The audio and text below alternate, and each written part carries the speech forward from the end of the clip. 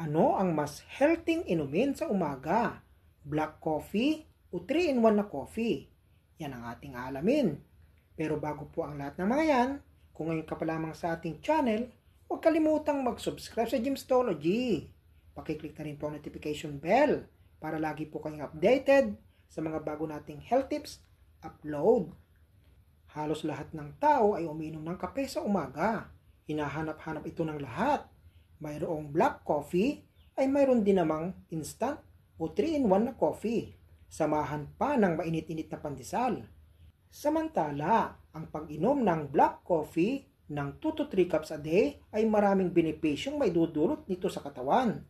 Tulad na lamang ng nakapagpapabawas ng tsansang magkaroon ng diabetes, pagbabawas ng timbang, nakakapagpabilis ng metabolismo, nakakapag-ayos ng magandang sirkulasyon ng dugo, maganda din sa memorya para makaiwas sa Alzheimer's disease. Maganda din ang pag-inom ng black coffee para sa atay, para makaiwas sa fatty liver, liver cirrhosis, maging ang liver cancer. Ang pag-inom ng black coffee ay nakakapagpaganda rin ng mood. Bilang karagdagan, ang pag-inom ng black coffee ay kontrolado mo ang lasa nito. Pwede mong lagyan ng konting asukal at creamer.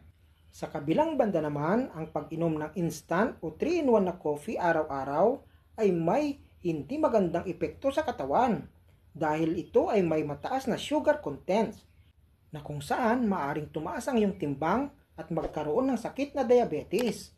Maaari din pong sumikip ang ugat dahil naiipon ang kolesterol sa dugo at maaring tumaas ang iyong blood pressure.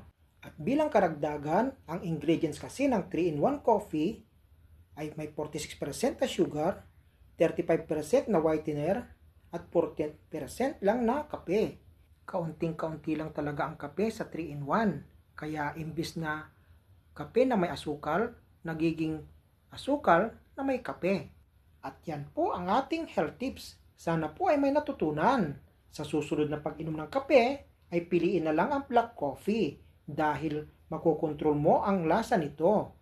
Paki-like, share, at huwag kalimutang mag-subscribe sa Gymstology. Marami pong salamat sa inyong panonood at hanggang sa muli!